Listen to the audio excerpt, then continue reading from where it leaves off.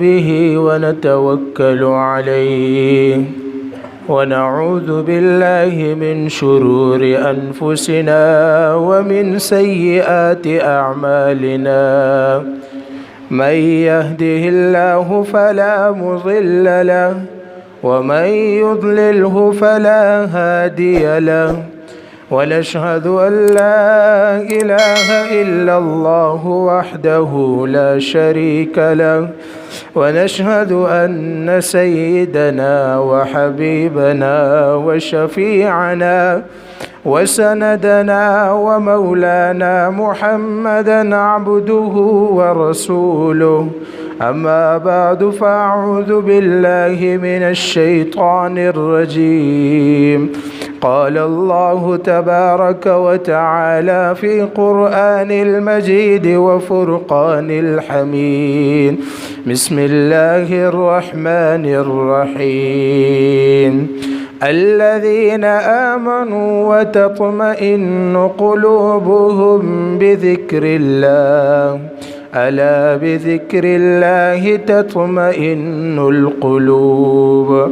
وقال النبي صلى الله عليه وسلم مثل الذي يذكر ربه ومثل الذي لا يذكر ربه مثله كمثل الحي والميت أو كما قال عليه الصلاة والسلام إن الله وملائكته يصلون على النبي يا أيها الذين آمنوا صلوا عليه وسلموا تسليما اللهم صل وسلم على سيدنا ومولانا محمد وعلى آله وعترته بعدد كل معلوم لك صدق الله مولانا العظيم. محترم مسلمانان ورونو، نن سبا چې څوک چاته د دعا درخواست کوي یا سبل خبره کوي نو خامخا دا خبره پکې کوي چې ما ته دعا کوه، ما ته څه پریشانیانې چې هغه الله جل شانه حل کړي. د ټولو نه اول دا خبره زده کول پکار دي چې پریشانی دا دوه قسمه انسان ته راځي. یو قسم پریشانی هغه ده چې یو سړی مثال کې تور دی، یو سړی ځمکه ده، یو سړی په هغې کې محنت کوي، په هغې کې ونې ولګوي، بیا هغې ته چې دی اوبه ورته دخ کوي، بیا هغې ته چې دی سر وراچوي، دې باندې دی خپل محنت کوي، کوشش کوي چې کله دغه ونه چې دی دا میوه ونسي. نو دا انسان چې دی بیا دغه میوه د انسانانو نه ساتي چې څوک یې اسې ونه شو کوي، بیا یې د مرغانو نه ساتي چې مرغان یې ونه خوري. یو مشقت دا دی.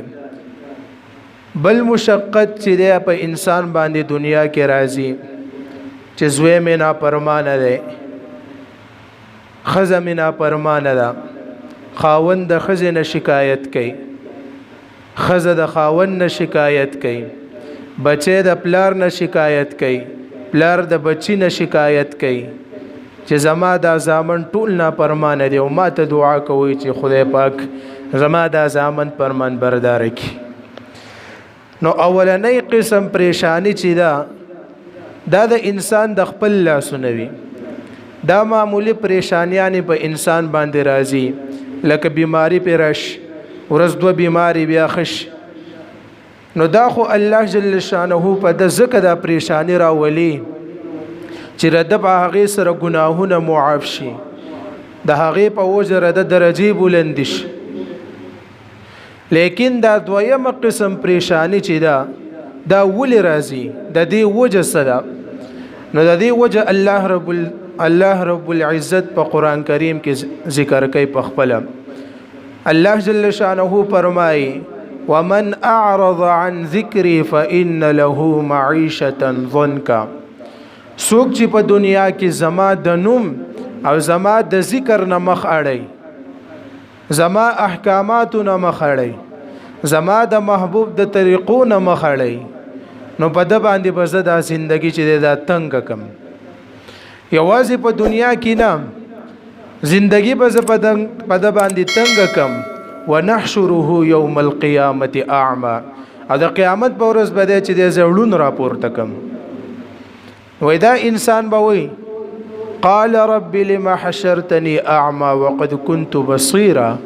اے رب زه خو په دنیا کې روغ رمټم زما سترګې خو چې وی هغه کار کوم نن د قیامت په ورځ زه ولې چې د پستر ګړون راپورته شم نو الله جل شانه ورته وای قال كذلك اتتك آياتنا فنسيتها وكذلك اليوم تنسى نن ورځ چې تړون راپورته شوی د دې وجه دا ده چې په دنیا کې تا ظاهر کړم زما ذکر زما عبادت طاهر کړو زما نوم یادول طاهر کړو نن ورځ چې دی نن به ته زمانه هېري ځکه چې دی ته ماړون راپورته کړی نو د دې وجه دا ده چې یو سړی ته لویه پریشاني راشي کله د مال پریشانی کله په خپل پیسو کې یو کس ته منتونه کوي خپل پیسې یو کس لور کړي هغه ول واپس نه ور کوي هغه ته منتونه کوي کله بچي چې دی هغه چې دی نافرمانه کله د خپل بچي او ځای کې رشتہ خوخه کړي د هغه نه خوخه زوی په بل ځای کې خوخه کړي نو د دې ټول اثرات او ردی جړل ته چې راوځي دا غي جړل دا چې د الله جل شانه ذکر او د الله جل شانه په نافرمانی کې اخته معمولی پریشانیاں الله جل شانه د درجات بلندو د پار راولي لیکن غټي پریشانیاں چې الله جل شان ځکه الله جل شانه چاله دز نه ور کوي لیکن چې کله ول دز ور کې نو د بیا سر تندې ټکي او وخت چې د هغه تلوي نو د الله جل شانه ذکر او عبادت کول د انسان وجود چې د دوه سيزونو نه جوړلې یو ته په هغه کې جسم ویلې کېږي لکه د غوخه اډوکی وینا دې ته جسم ویلې کېږي یو دې ته ویلې کېږي روح په دې انسان کې چې دنه کله روحي خلق دته وي ژوندې دي خلق دته بالغ دي خلق د عزت کوي خلق چې د لچې روټي راوړي خلق وته پنکه چلي څوک وته گاړې ور دي څوک په گاړې کې ګرځي لیکن کله چې ردنه د روح وزي بیا څوک د سينو چې دا غپلان کې کسته بیا خلق وي مړه دی زامن بیا چې د پکور کې سارولو ته تیار نه ولی په دې سړی کې روح نه پاتې شي دنه روح وته بیا څوک د سينو چې مونږ پلان کې کس چې د مقبره ته وړو الته خخو خپل زامن وي چې ځقل ته وسړی دا مړ چې د وړو په مقبره کې خخو کله جنازې کټ راوړي دا د مړي د پار راوړي کله لامبولو کټ ول راوړي دا د مړي د پار راوړي څوک بیا د سينوي په نوم وته څوک आवाज نه کوي او دغه خپل بچي چې د پټول ژوندۍ کې د خپل بچو د پاره تکلیفات تیر کړي دي باران نه ده کتلې جمع نه ده کتلې وړې نه ده کتلې په هر حالت کې ګرمي نه ده کتلې په سخت ګرمۍ کې لګیاي په سرو غارمو کې او خپل دغه بچو له مزدوري کوي لیکن چې کله مرشي نو بچي یو ورځ چې د پکور کې پرې خودو ته تیار نه دی دا ولې د دې وجه دا چې په دې کې روح پاتې نه ده د روح وته دغه رنګ د دې کائنات یو روح دی الله جل شانه په خپل فرمایي چې د دنیا روح چې دی دا زما نوم دی ترسو پورې چې په دنیا کې زما نوم اغسته کیږي دا دنیا به برابرۍ دا به چلیږي په کوم ورځ په دنیا کې زما نوم اغستل ختم شو په هغه ورځ به دا دنیا چې دا دړي وړي شي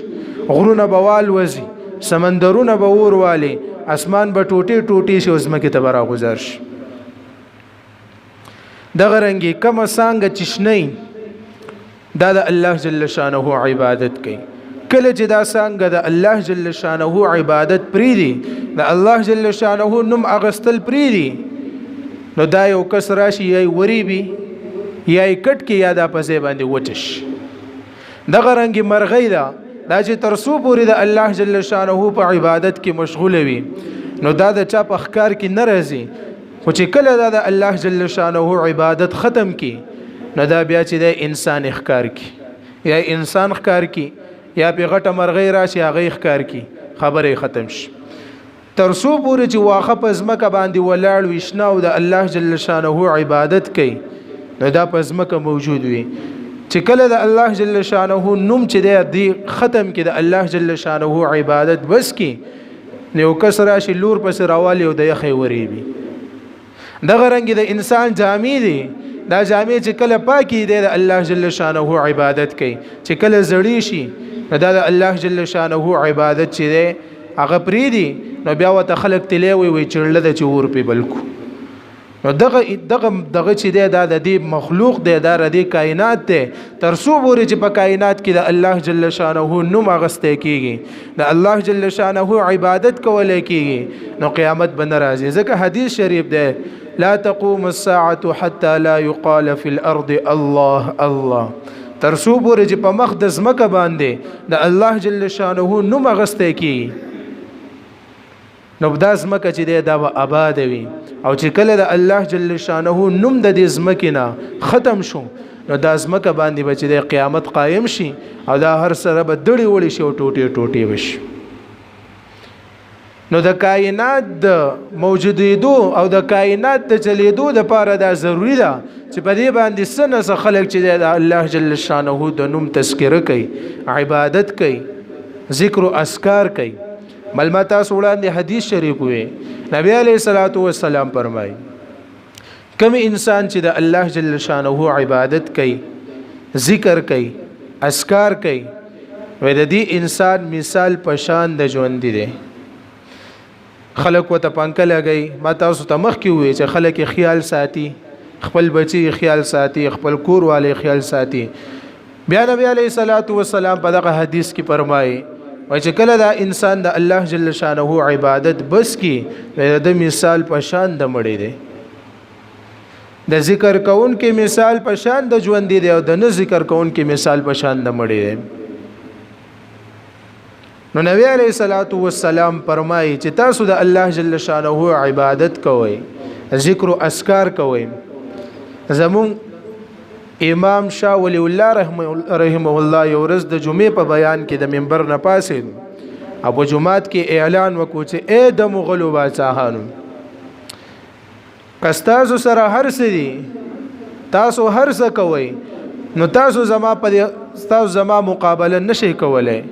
کستاسو سره هری دي کستاسو سره سر دي کستاسو سره سپین دي کستاسو سره زمرد دي تاسو زما مقابله پدې نشئ کولای د زما زړه مقابله پدې نشئ کولای زما په زړه کې چې سړي